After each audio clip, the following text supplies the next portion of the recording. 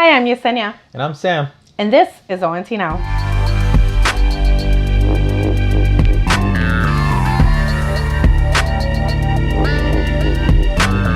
Hi, it's Yesenia Carrion with ONT Now. And as some of you may know, I am on the board of the Eastside Little League, as well as a manager of the River Bandits. Go River Bandits!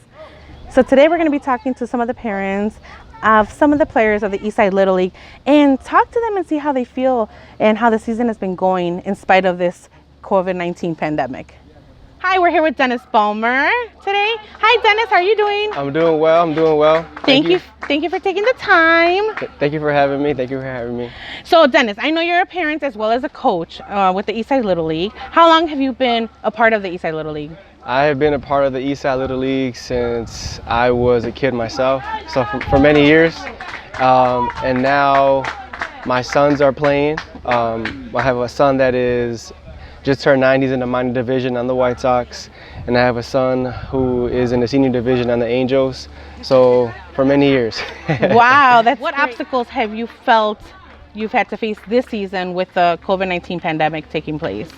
I would say as a coach and as a parent, I'll speak to two different sides. As a coach, helping out with the team, just ensuring the kids have their mask on. It's been kind of hot out because of the time we come out here during the July, August months of the year. But just making sure kids are hydrated. I think that would probably be the biggest obstacle, that they're hydrated and that they're wearing their masks and that we're following the rules that the Eastside Little League has in place, just for their safety though. But we've been able to do it. So as a parent, I feel like at first, to be completely transparent, I feel like in the beginning we were like, oh my gosh, there's 1,001 rules. But then you understand why they're doing it. So I have nothing but love and respect for the Eastside Little League, not just because I'm a parent, I'm a coach, and I've been involved in the leagues for so many years. But if I was an outsider my first year in the league, I felt like they did a good job with posting the signs, getting rid of the seating, bringing your own seating. Like I said, just all the rules that they put in place, I feel like was to protect our kids and the parents and stuff. So very impressed. Thank you so much, Dennis. Thank you for all the work that you do and for your volunteering with the Eastside Little League. Without a doubt. Hi, we're here with Lisette Cambaliza. Lisette, thank you so much for joining us and for speaking with us. Even though I kind of pushed you to it, huh? Oh, just a little.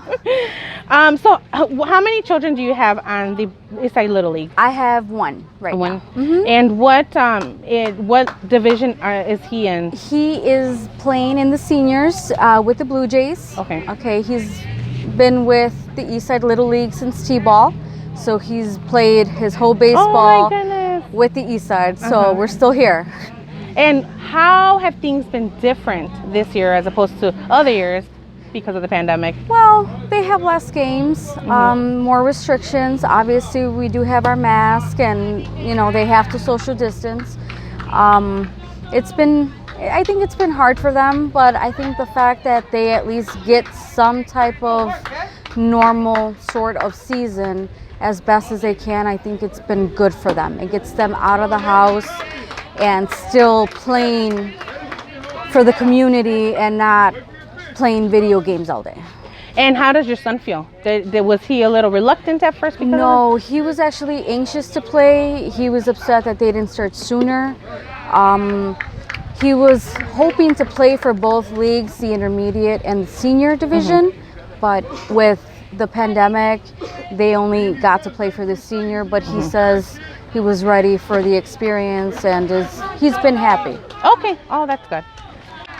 Thank you so much, Lisette, for speaking with us. I really appreciate it. And thank you for your participation with the Eastside Little League. Thank you.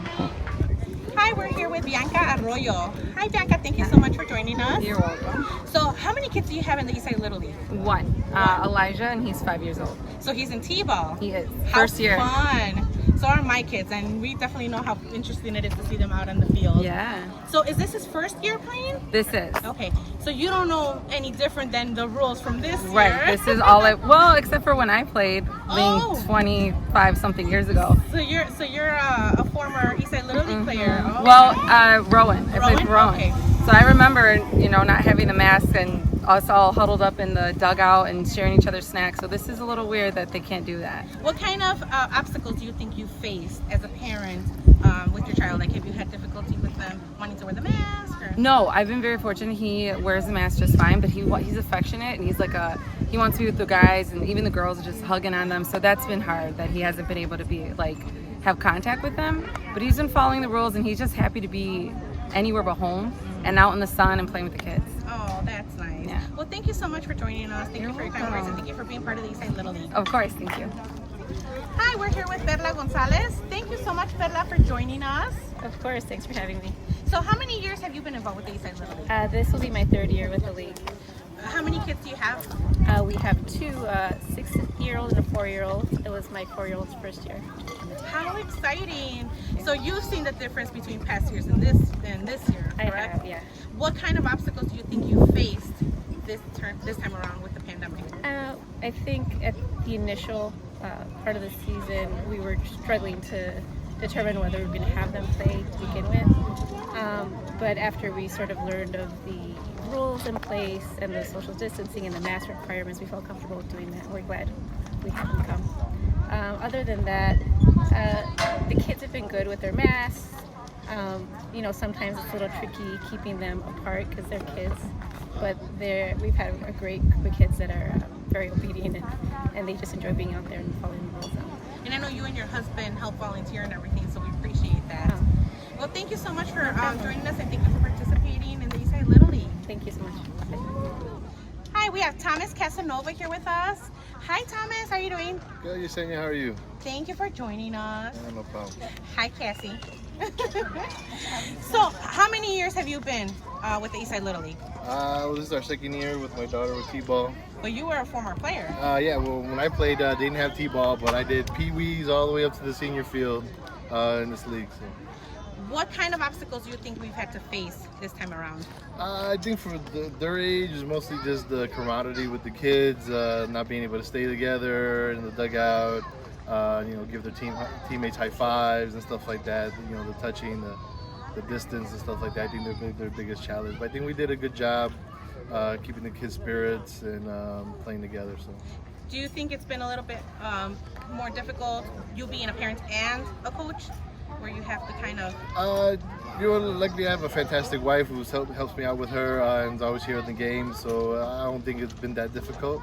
But if I was just by myself with her, I think it would have been a challenge coaching. Well, thank you so much, Thomas. We appreciate you and your volunteering, and we appreciate you being part of the no problem.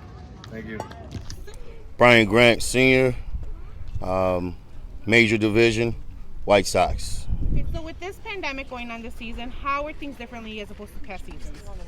This season it's a little different. We're very much so different, a little difficult, but it's interesting, especially with the interleague play that we're doing this year. It made it more competitive. 4 teams from Hegewisch, 4 teams from Eastside.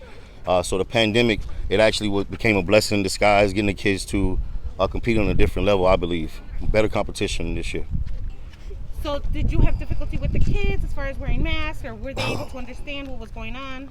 For the most part, the kids understand what's going on, and they did a good job of trying to keep their distance from each other, especially when we're huddled up over here. We're making sure that they're wearing a mask.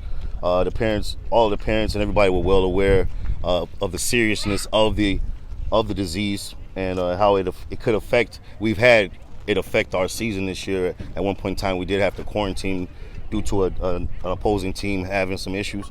But for the most part, everybody's seen it. It wasn't a major problem. It wasn't a big deal. We pretty much, it's unnormal, but we adapted pretty quickly. Oh, that's great to hear. So you just won Game 3 in the first series of the playoffs, correct? Correct. So now what happens next? Now we move on to the second round, which will be facing either the Eastside Yankees or the Eastside Cubs. Both teams we know pretty well. I'm pretty fond of both coaches on both staffs, and I'm looking forward to another great series. Thank you so much. Best of luck, and thank you for your volunteer time and effort that you put to the league. No problem. Thank you. Sox. Hi, we are here with Rich Mendez, the safety officer, as well as the acting president of the Major Division. Hi, Rich. Thank you for joining us. I'm very good. Thank you. Thanks for having me. So I have to say, this The fields are looking amazing. You guys did such great work and a lot of renovations this year to the fields. We put in new scoreboards, new fencing. The scoreboards were donated by Cubs Charity. The fencing was also donated by Cubs Charity. We put in a scoreboard. We did a lot of upgrades on the grass. Home Depot, Scott's, they helped us out with that there. The mounds, we took care of the mounds. There was a lot of upgrades we did, and there's still more to come. I mean, having a league here, it's all day, not all day, but it's a lot of work. Well, Rich, you really dedicate yourself, and I know you're here day in and day out, putting so much time and effort to the league and to the fields. We appreciate you and appreciate all your time on that. I do it for the kids, so they have somewhere to go, somewhere to. There's days that I get here at 2:30 and you got kids banging on the fence. Hey, can I come in? I got a game at 5. I need somewhere to, be. Yeah, they come in. Can I borrow a ball? Can I? Yeah, here. So they're not out running around on the streets. Got somewhere to be. Well, thank you again, Rich, for speaking with us, taking the time to speak to us. We appreciate you. Oh, you're welcome. Thank you for everything you're doing. Bye. Here we go again. You read all my friends.